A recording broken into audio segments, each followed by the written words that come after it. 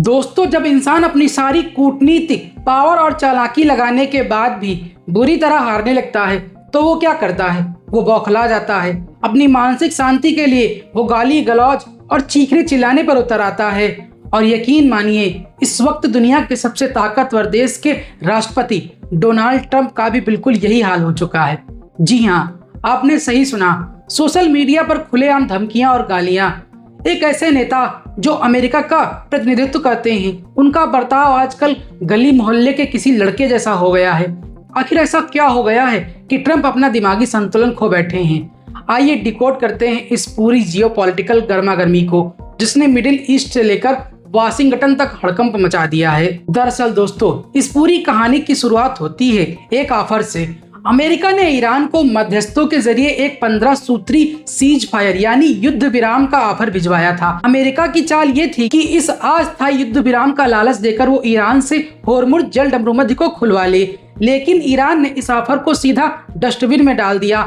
Iran ने America के मुंह पर ना कहते हुए साफ कह दिया है कि उन्हें ये चंद दिनों का शांति वाला लॉलीपॉप नहीं चाहिए।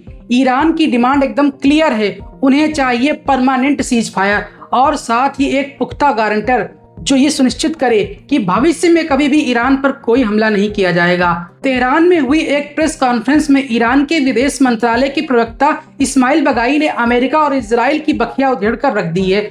उन्होंने गरजते हुए कहा कि अगर नौबत आई तो तेहरान अपनी पूरी ताकत से अपने देश की रक्षा करेगा। बगाई ने सीधा हमला बोलते हुए कहा कि अमेरिका और इजराइल की कोई रेड लाइन बची ही नहीं और ये देश अंतर्राष्ट्रीय कानूनों को तो अपने जूतों की नोक पर रखते हैं। उन्होंने अमेरिका के इस 15 सूत्री प्रस्ताव को पूरी तरह से तर्कहीन करार दिया। उनका साफ कहना था कि धमकियों की बंदूक सिर पर रखकर बातचीत नहीं हो सकती। ईरान किसी भी समझौते को तभी स्वीकार करेगा जब वो ईरान की राष्ट्रीय सुरक्षा के 100% हक में होगा। अब बात करते हैं उस होर्मुज स्ट्रेट की, जिसकी वजह से अमेरिका के माथे पर पसीना आ रहा है।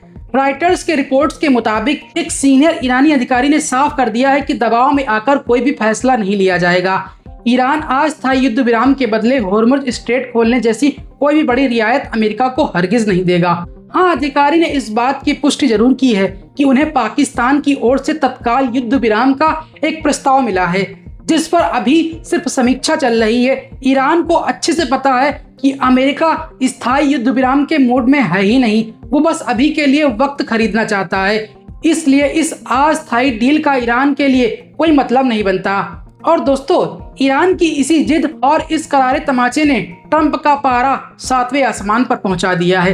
जब ट्रंप को लगा कि उनकी सारी धमकियां और डिप्लोमेसी ईरान के सामने फुस हो गई है, तो वो अपनी खींच मिटाने के लिए सोशल मीडिया पर उतर आए। आप खुद सोचिए, एक वर्ल्ड लीडर को इस तरह से गाली गलौज वाले शब्दों का इस्तेमाल करना क्या शोभा देता है? बिल्कुल भी नहीं। ये साफ दिखाता है कि कूटनीति के मोर्चे पर अमेरिका बैकफुट पर है और अपनी हार की फ्रस्ट्रेशन ट्रंप अब इस तरह से निकाल रहे हैं।